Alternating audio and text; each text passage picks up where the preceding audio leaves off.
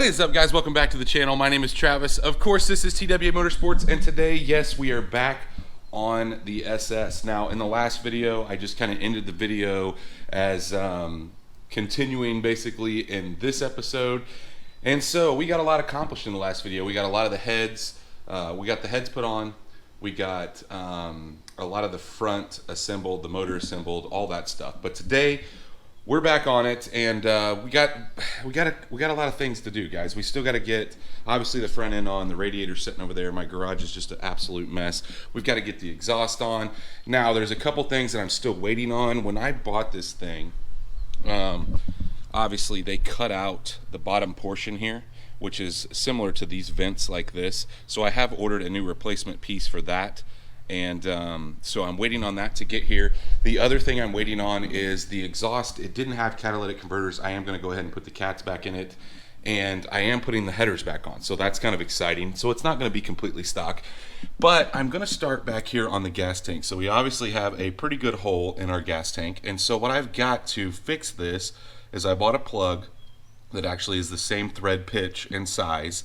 But you can see the green along the outside. I also have some of that. So when I did my ZR1, I actually used this same stuff, and I don't even know what it's called, but it's like a pipe threading, and it never really gets hard. It actually stays kind of soft, and that's what keeps it from leaking. So I'm gonna grab this guy, which is the new piece that I'm gonna thread in. I'm gonna coat it really good with this, and we're gonna thread that in to start with. Once we get that, then we can set it down and we can start assembling the front. And when I say the front, I'm gonna go ahead, try to get the radiator in. There's a couple things that I need to do before I get the intake on, and well, we're just going to kind of go piece by piece here. So I've got this thing completely coated. It's all over my hands too, but you want to get it down in the threads, and so don't worry about being messy. And chances are, guys, I got a wrench, but I think I'm going to end up screwing it in by hand just because I don't want to cross thread it. You're screwing into plastic, so there's not really a lot you can do. There's not like a positive stop that you're gonna see. A majority of this is just by feel. And when you get these kits, they actually tell you to thread in a certain amount and only tap a certain amount. So it is a little harder than I thought it would be by hand, so I am going to use the wrench, but I'm not going to go real crazy here. That's why I didn't put it on a ratchet. I want to be able to feel how it's threading. And I will tell you guys, on my ZR1, I had to do this a couple times because the first time it leaked. So hopefully I learned how to put the thread lock or the that coating on there so I don't have to do that same thing again. The other thing is, I wanted to give this time to dry or kind of harden up. Like I said, it doesn't get completely hardened up, but I wanted to get it to the point where it's not just soupy.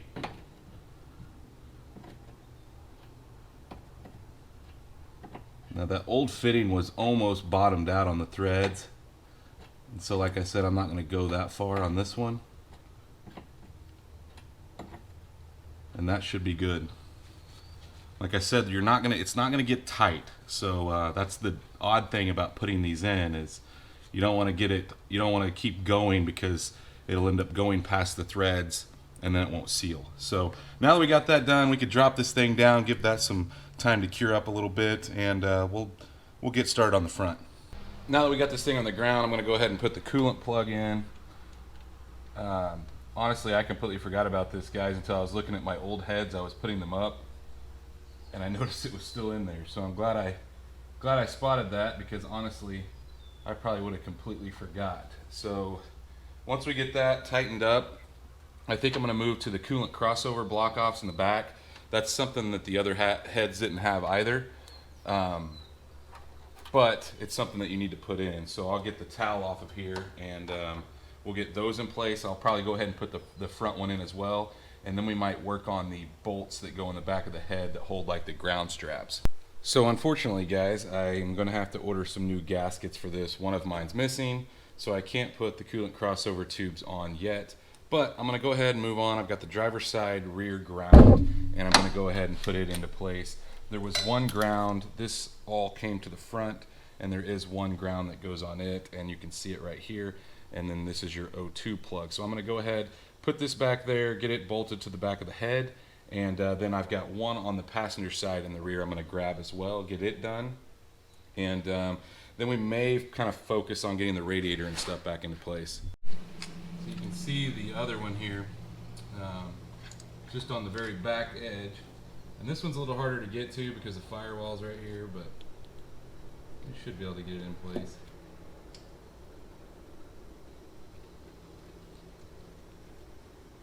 Once I get this in, I think I'm going to go ahead and put what I call the fake water pump, or the fake power steering pump in place.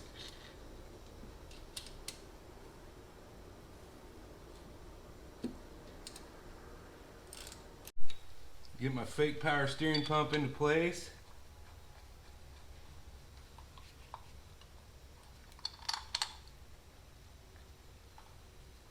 Just bolts back to the head.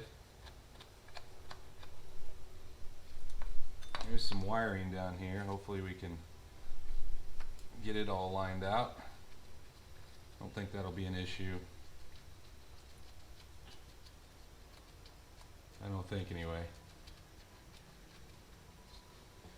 I swear it's crazy how deep these go in the head, because it looks like it would hit like the head stud there, or the head bolt, but it doesn't. Crazy. Good design from GM, I guess. So once we get this snug down, I'm not going to torque this. If you guys want to torque it, 37 is about all I'd put on it, going into an aluminum head. Same thing with all the block bolts, since they're 15. Once we get this finished, I think I'm going to try to work on the radiator, guys, try to get it back into place, and maybe some of the hoses hooked up, since I'm waiting on those other parts.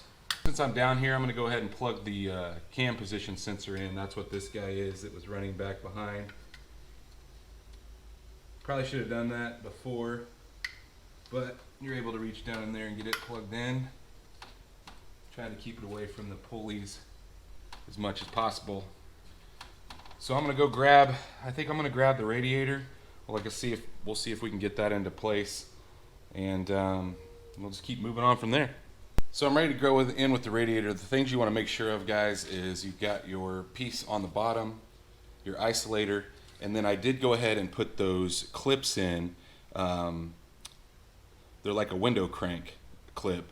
I went ahead and put those clips in, so all we have to do is plug in our transmission line. So I'm ready to drop this into place, or at least hopefully we don't break anything. It's kind of got a thread underneath the AC.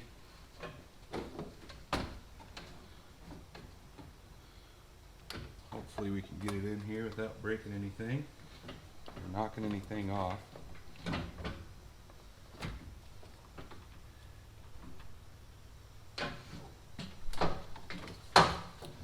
Getting it down in here first is probably the biggest thing.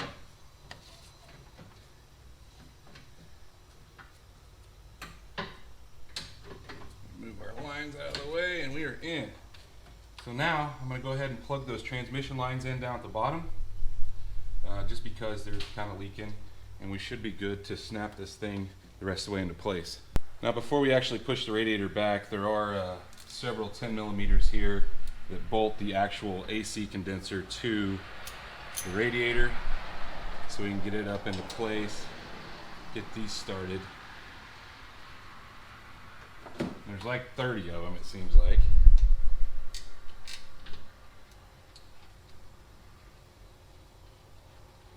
There's a few on the bottom here. We'll get those into place. Then we can push the radiator back and clip it in. Now I'm just going to tighten these with the ratcheting wrench. You don't want to get real crazy. There's actually keepers that put them in the right position, so you don't have to worry about tightening it down wrong. You just don't want to get real crazy, because obviously this is plastic, guys. So just snug on each one of these. I will say it's a pretty good design, to be honest with you. Most of the time, radiators and AC condensers don't go together as nice as this. This was well thought out. the way everything has alignment holes and alignment tabs. Pretty nice. Now that we got this in place, we'll get the radiator pushed back and go ahead and bolt it in. In your rubber grommets down at the bottom, we can go ahead and push this in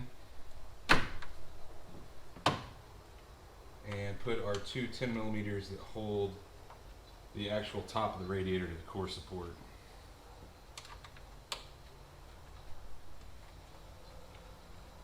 Like I said, this is pretty nice, guys. Honestly, I'm kind of impressed. Really impressed. Nothing like the F-body stuff. It's just way better made. Everything fits together really nice. All right, so now we can go grab our fans, and we'll try to sneak them into place. Move these things out of the way. Once we get the fans in, then we can go ahead and start working on getting all our wiring to our fans and then our coolant lines hooked up. So now we're ready to put the fans in. So the bottom, guys, literally just sets on a channel, and the top is the only thing that bolts in. So go ahead and slide this in there. Now, as you guys know, or may not know, when I took this thing apart, I thought it'd be a little bit easier to take out without the fans on it, and I think I was right, honestly. It just seems a little bit easier to manage when you're not having to deal with the fans.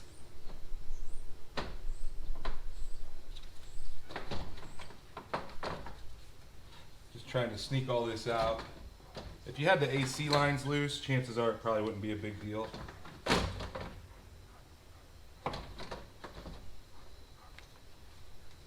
We are in there. Has a nice little clip to hold it up top here. Make sure all the bottom's in, and it is. So now we're ready to just thread these two 10 millimeters in up top. And our fans are in place. We start routing some of these coolant lines at that point. Got my fan plug here. I'm going to go ahead and plug it in.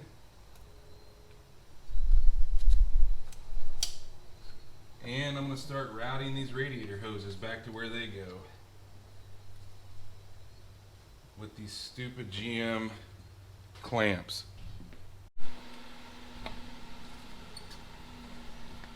Get all these clamps into place.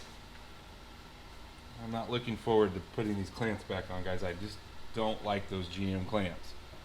There's a special tool that GM makes to put these on, and I really need to buy one since I do so many of them. Anyway, they're all in place.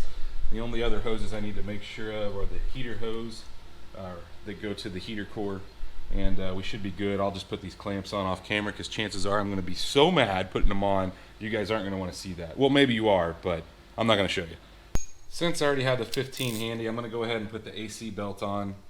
Guys, I did spray off with some brake clean the actual pulleys because a lot of times you have crap leaking through there, and I just don't want a squeaky belt when I go to start this thing. So we're going to get this thing in place, and then we'll move on. I think I'm getting close to where I'm going to have to wait for some parts, I think.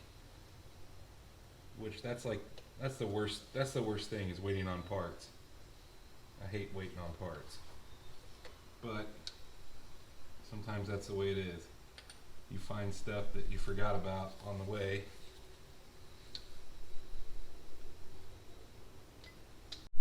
So within this mess of wires, there is a ground that goes on the head. I'm going to go ahead and put it into place because it's not going to affect anything that I need to move.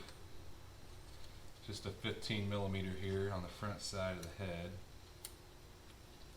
Try to position these wires where I want them. So I think I'll be able to work around it. I'm going to go ahead and put it on. It sets out pretty far, and then I can go ahead and put the belt on as well. It's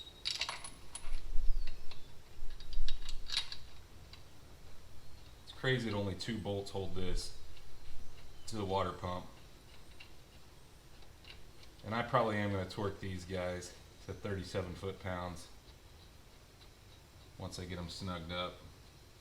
I've got a lot of room behind this, so like I said, I may end up just kind of looming this up instead of having to cut and splice and solder.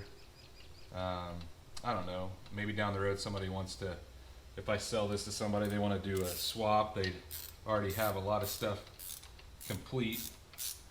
So I may just leave it. We'll just kind of see how much wire I can bunch up and make look nice. And these aren't really nice looking motors anyway. The way everything's kind of out in the open and the coil packs, it's just not a pretty motor. So as you can see, I've got the belt routed. I'll go ahead and make sure it's in place. Everything's on. Alternator, fake power steering pump, water pump. We are good. Getting closer, guys. So I was noticing I also have EGR or EVAP actually that's probably going to bolt somewhere in here, but I'll probably have to have the intake on before I mess with that. So that's something else that's going to kind of be taking up that area. I may end up having to shorten those wires, but I'm going to move on to the front, try to get all the plastics and whatnot back in the front, ready for the front bumper to go back on when we get that new part in. So the downside to modding or demodding a car is a lot of times you have to cut stuff out to make stuff fit. So you can see they've cut this section completely out, and that is what held your windshield wiper, the fluid reservoir. So what I've done is I just zip tied it back in place, and that's what was done. They were actually able to keep it and move it up, and so I've got it pretty sturdy here. It's not going to be hitting anything, so we're good there. But now we need to put the crash bar back in place. The only way to fix this right, guys, would be to replace the whole radiator support, and I'm just not going to do that. There's so much more involved to replacing that, so it's just not worth it to me. But we can go ahead and get the crash bar back into place, or at least hopefully back into place, and then we could put that piece of plastic on the outer side of it, and then hopefully that'll be it for the front until I get that piece in for the front grille.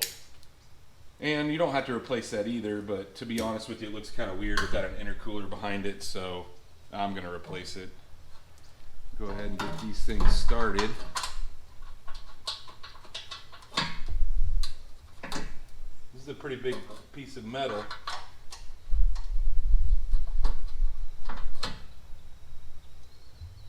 And there's 3 bolts in each side of it.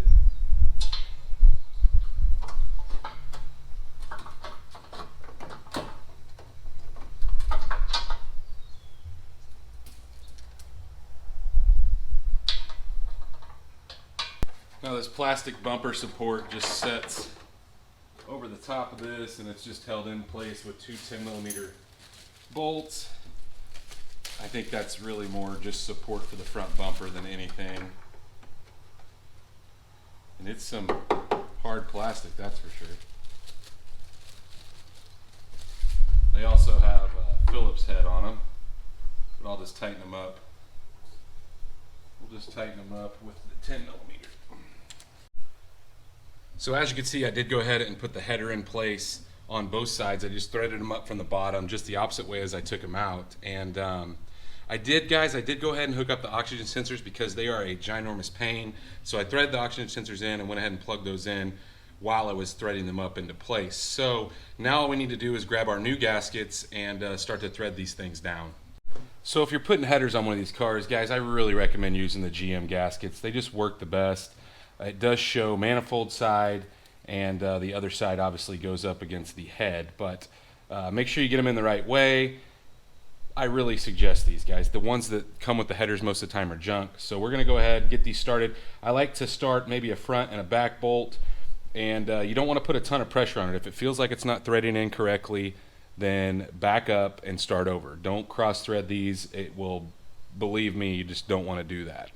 Now I've got the bolts all just ran down on both sides, and we need to torque them. So 11 foot-pounds on the first pass, and then you follow that with 15 foot-pounds. So not very much. As a matter of fact, most LS engines are 11 and 18, so it's kind of crazy to me that the LS3 is 11 and 15, but hey, if that's what it calls for, that's what we're going to do. So we're going to go ahead and get started.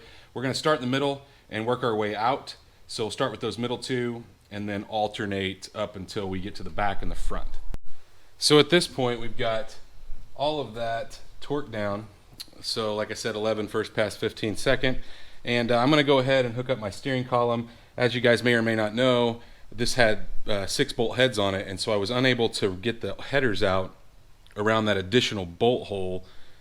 So I had to undo the steering column. So normally you wouldn't have to do that, but I probably should have hooked it up before I put the header in. But I'm going to go ahead, hook it up, get it torqued down, and then I think, guys, we're really waiting on parts at this point. I will tell you, on this side over here, I did have to take that ground bolt loose in order to torque this front head bolt or header bolt. So we'll just see if I've got anything else I can put on before the new parts come in. So since I'm running out of parts, I might as well go ahead and take this apart. So I'm going to take this inner section out, and I will say whoever did this before just mangled the bottom, so it's like not hooked on the bottom at all. They broke all the tabs, and a couple of them are cracked on the side even. So I'm hoping to be able to get this out without making any more damage, I guess, to the piece itself, but we'll see. I'm just going to use some needle nose pliers and a flat blade screwdriver. The very first thing I'm going to do is we'll undo these locks, unplug these guys.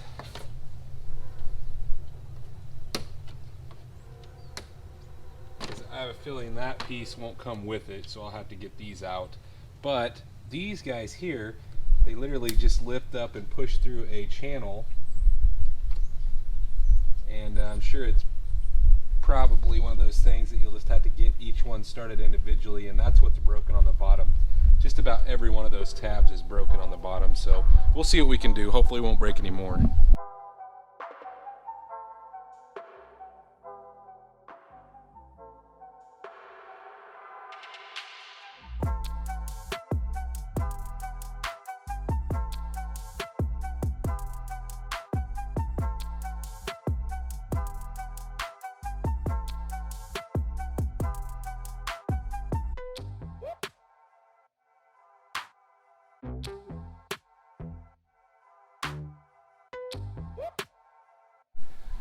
So now that we have this inner ring out, and like I said, a majority of those you can see are busted on the bottom side. This one was already cracked, but I'm gonna have to figure out something there when I go back together. But we still have to take a couple things apart because it's only gonna come with just this section here that's been cut. And so I'm gonna have to take my park assist sensors out, and then this black ring that goes around the outside. Now, it looks as though somebody has broken the black ring as well, because it is glued in a couple spots, but really all we have to do is there's a couple tabs all the way around. We just need to push it out of those tabs. Now I've got one there. Hopefully we can do it without breaking it any more than it already is broken.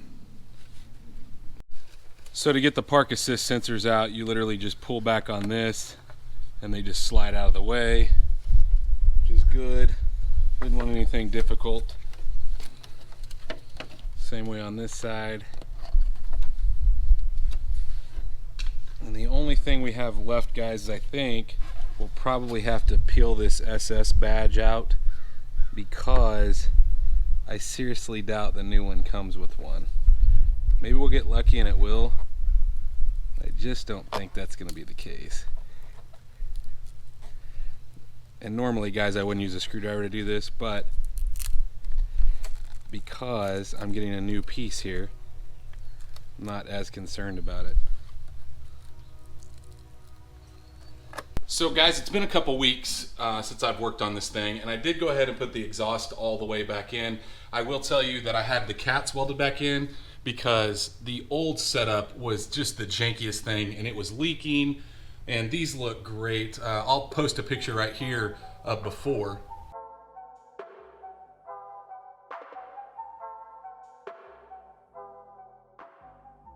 So as you can see, my buddy Blake at 417 Motorsports did a great job. I mean, those welds are incredible, and he had to set it up without it on the car, which is awesome. But guys, I think our next step, since I've got several parts in, is we're gonna go ahead and lower this thing down just a little bit, and I'm gonna try to sneak the dipstick tube in. Once we get the dipstick tube in, we should be able to start together with the intake. So guys, I will tell you, this could be the jankiest way to put in a dipstick tube I've ever seen. So it goes between the second and third primary on this side. Down below, I've got it in its spot now, but right behind the motor mount, see if I can get a light up here. So right behind the motor mount and right in front of the starter, And there's a dummy hole up front, so I thought that was it, but it wasn't. So the one back here, it's right above this oil level tube. And so anyway, guys, that was a pain. We can go ahead and bolt it down now. It's just a 15 millimeter that bolts to the side of the head, and then we can take this towel off and hopefully start putting the intake together. So the couple of things I was waiting on, these little rubber gaskets that go on the coolant crossover, waiting on those. One was missing, and so I decided to order two because the old one looked pretty rough, the one that I did have left. So I did order those, so I'm going to get those in now, and then we can go ahead and put this front coolant crossover in place. And for the back, guys, there's a couple different options. So these cars generally from the factory came with a rivet that goes in the back of the head.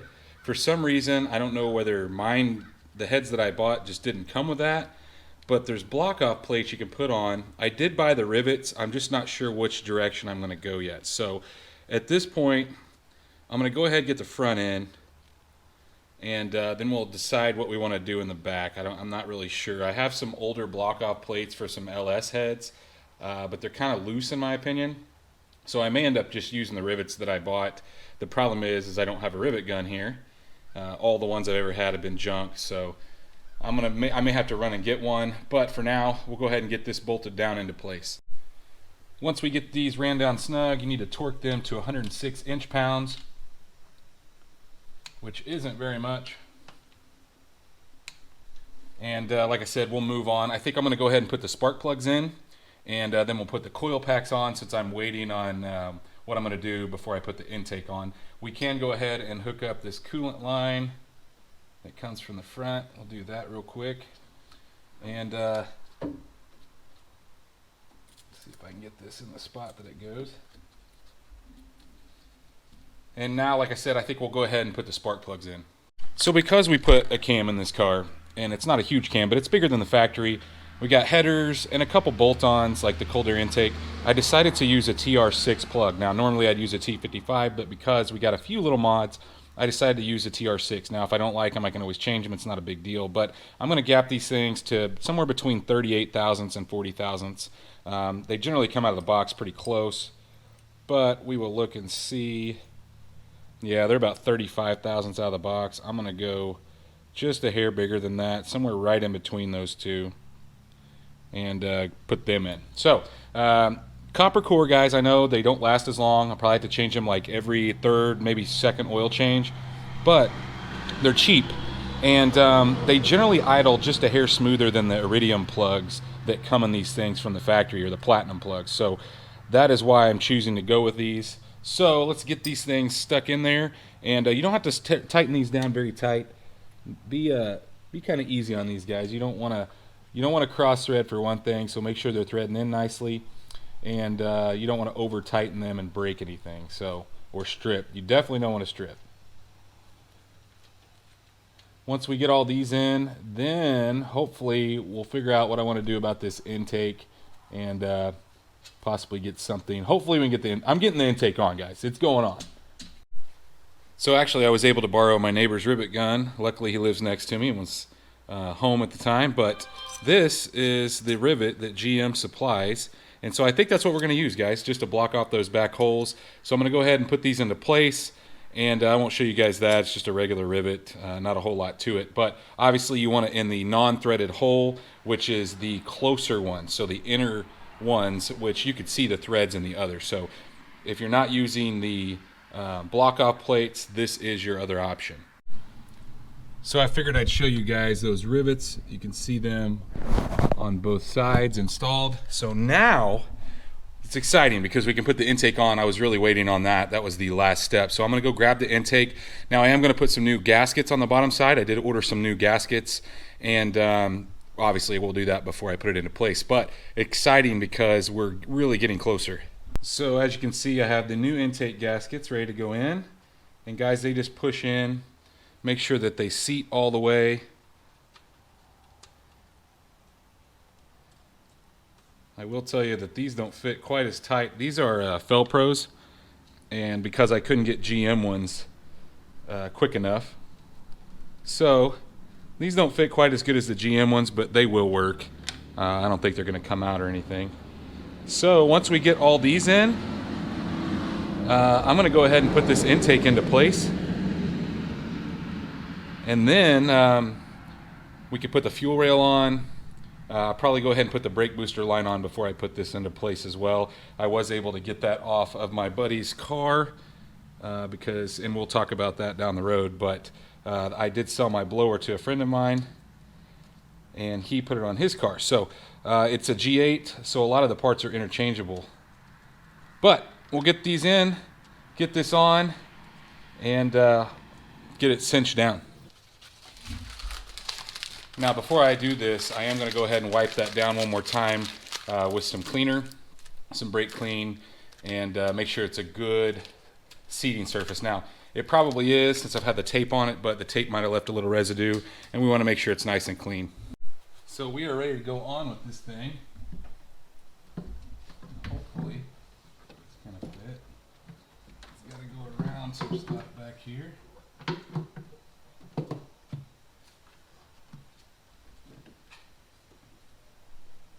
Everything seems to be fitting. Now, one thing I will tell you guys is obviously I had a blower on, so I didn't have any bolts. These things are about 10 bucks a piece from GM.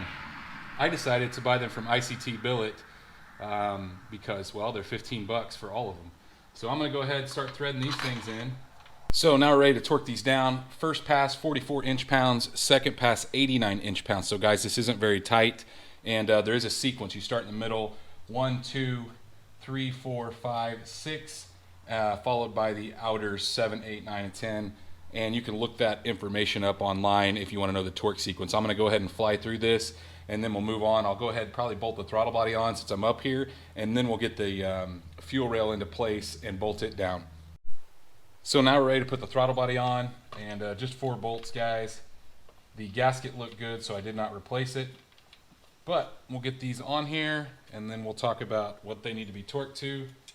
So 89 inch-pounds is all these guys go to, similar to the last pass on the intake bolts. I'm going to go ahead and get those bolted down, go grab the fuel rail. So now I've got the fuel rail with all the injectors in it, and I did clean all that out as well. I'm going to go ahead and get these things into place.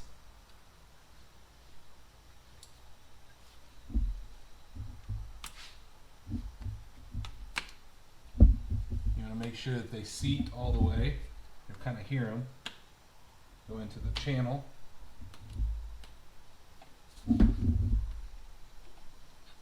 that's always one thing, guys, I always check when I'm starting it for the first time to make sure there's no leaks in the injectors. Obviously that would start a fire rather quickly, but now I'm going to go grab the bolts to hold that thing down and get them torqued down as well. So these fuel rails get torqued to 89 inch-pounds, sorry. Don't do foot-pounds, that would break them. 89 inch-pounds, just like everything else pretty much that's plastic up here. Once we do that, guys, I can go ahead and plug the fuel injectors in, which I'm going to, and we can put all our connections back on too.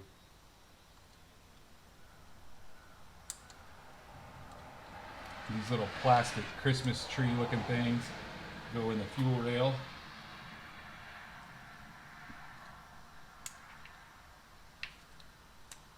Make sure you push your locks down on your injectors so they don't come loose.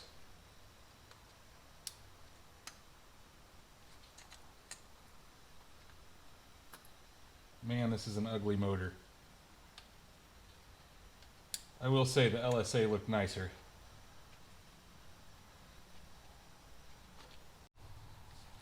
Now I did earlier go ahead and put the, holy cow, these mount high. I think they may have changed these for the LSA swap because it doesn't look like they go in the original position. But I did go ahead and put the plug wires on earlier, so I can go ahead and thread them up in here and bolt them down, or hook them up. I'm just going to snug these down, guys. I really don't torque these. In fact, I've never torqued them. So if that's something that you want to do, I'm sure that they're about 89 inch-pounds like everything else. But once we get that on, go ahead and plug this in.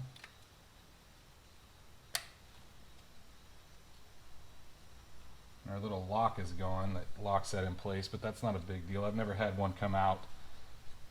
We'll get the other one on, and I'll go ahead and hook up the plug wires, and then we'll move on to some of the evap maybe. I've also got to obviously solder a plug on here and start getting the intake in place. I did have to buy a new fuel line as well, and I'm going to go ahead and put it in now.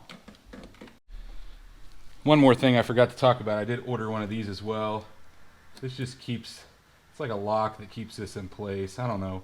Honestly, guys, I don't know how important it is, but GM calls for it, so I bought one. At this point, we need to put on some of the ugliest evap lines you're ever going to see in your life.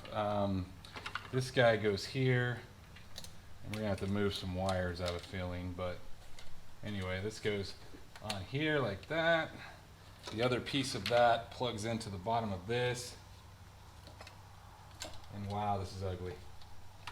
Ugly stuff, guys. I really don't even want to put this on, it's so ugly. But I'm going to.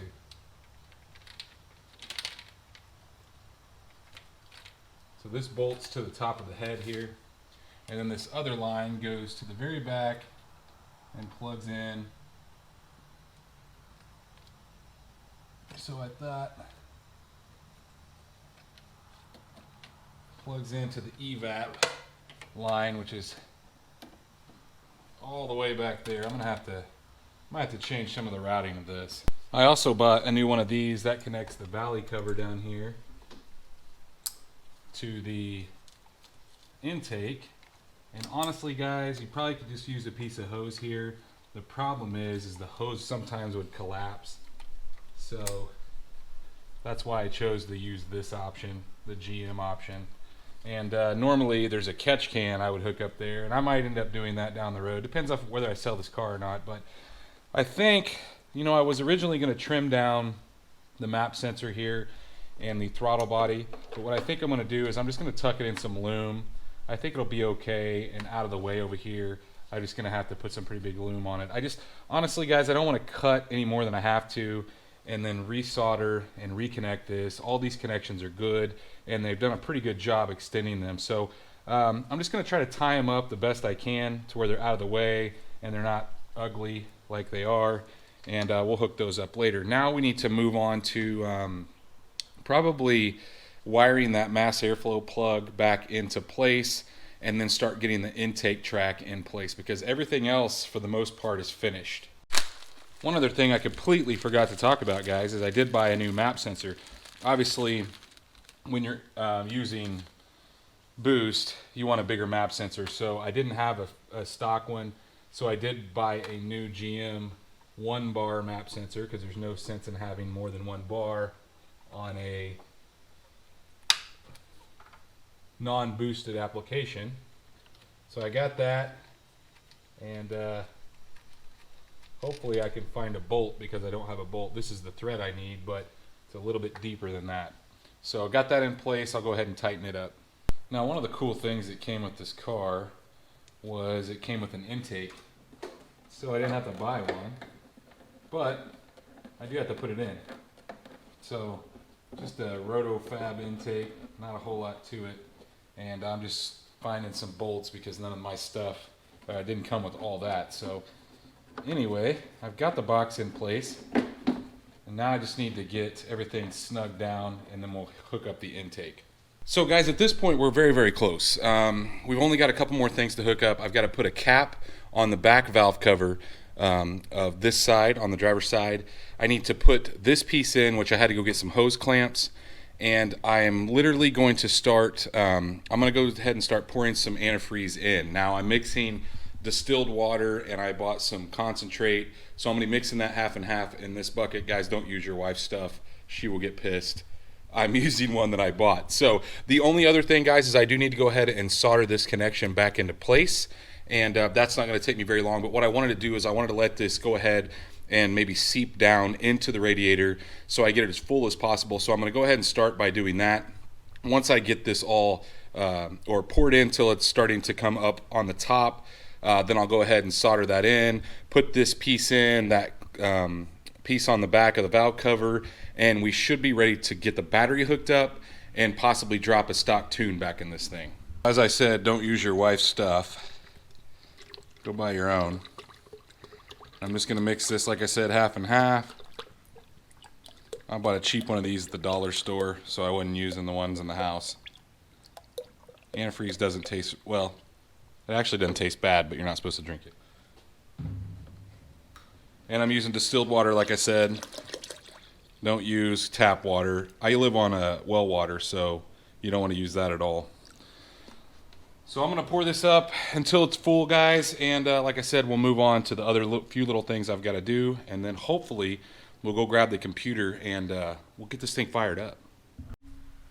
So at this point, I'm going to go ahead and strip these wires off that go to the new mass airflow plug I bought. And I am going to solder these connections. I've got a diagram that shows how it should have been done, or how it was hooked up originally.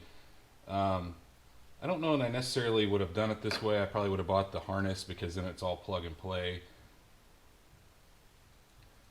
But this is the cheaper method because you don't have to buy anything.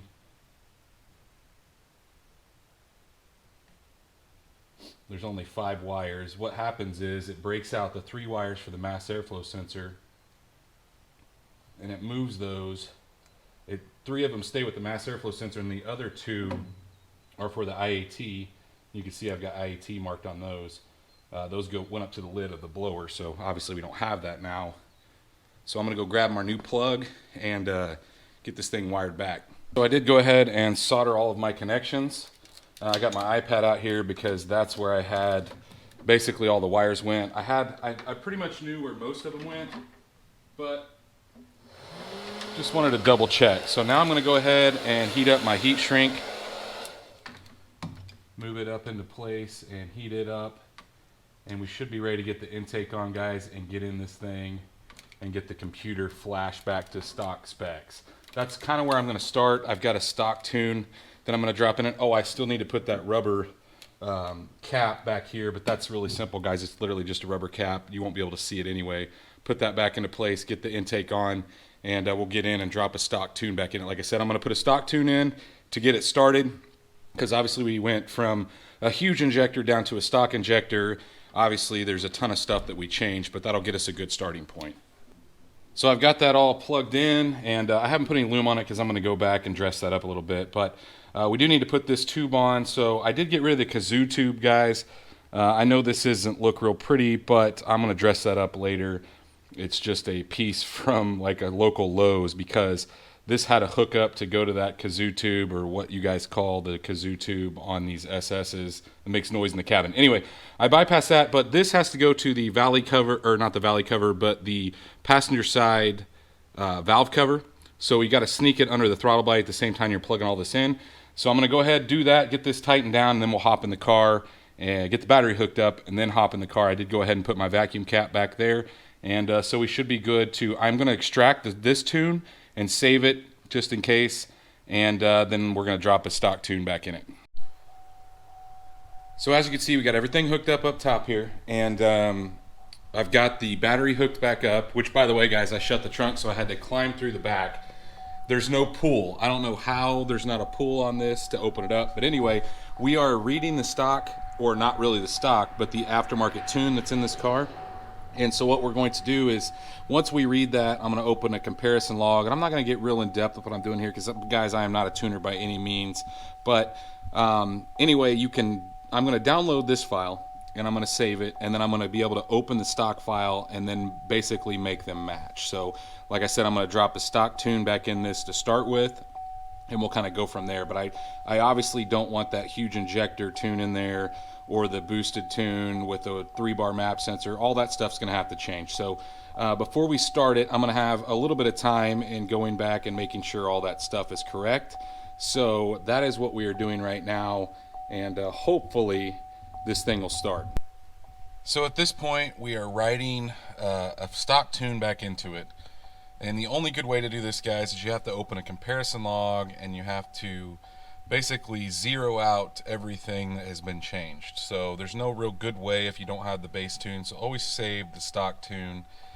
Sorry, the buzzer's going off, but hopefully after this is complete, we only got about 5 minutes left, we will try to start this thing up for the first time.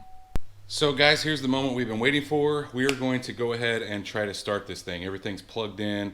I've went over everything.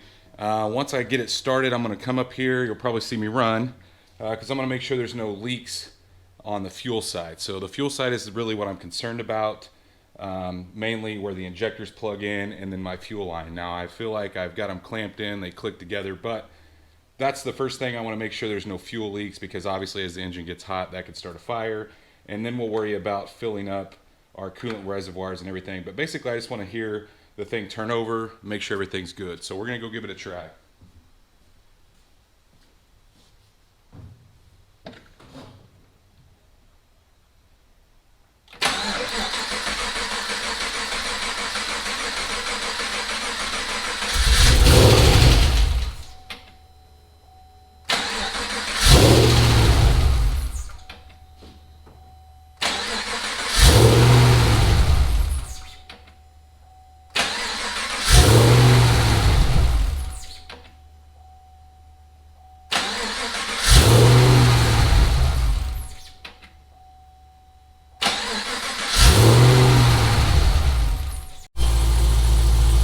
So after hours and hours, guys, of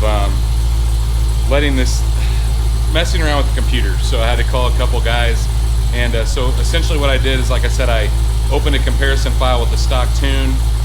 This car actually had a separate operating system, so a completely different OS written into it. So the first time I flashed it, it wouldn't run, or it would start up and run like what you guys saw, and then when I flashed this tune that's in it, had issues there as well. So finally, after tons of research, we got it going. So essentially what I did was I used that stock file, I just flashed the whole thing into it. So the VIN number does not match. That really doesn't bother me. It's running. So that is what I ultimately wanted to get done. So now what we're going to do is we're going to start filling the coolant up as it obviously pumps through and get this thing started, basically starting to button things up. So guys, I think that's going to be it. I am worn out, to be honest with you. I was up late trying to figure out why this thing would start and then die. And so I'm ready to put it aside. Sometimes you got to put projects aside and not work on them. They make you crazy. So in the next video on this thing, we will wrap it up. We don't have much to do, honestly. We got to get the front bumper back on that's sitting here. I bought a new piece here because obviously that one is destroyed. And I still have, you can see my that piece of trim on the top. I found another crack in it that I had to patch. So I'm tired and I'm really sick of working on this thing, guys. I'm ready to get it out of the way so we can get on other stuff. But if you enjoyed this stuff, guys, if you enjoyed the content, please, like always, smash that thumbs up button. If you're not subscribed, go down, hit that subscribe button. Make sure you ring that bell icon. That way you're notified every single time we drop a new video, guys. And stay tuned to see what we work on or buy next.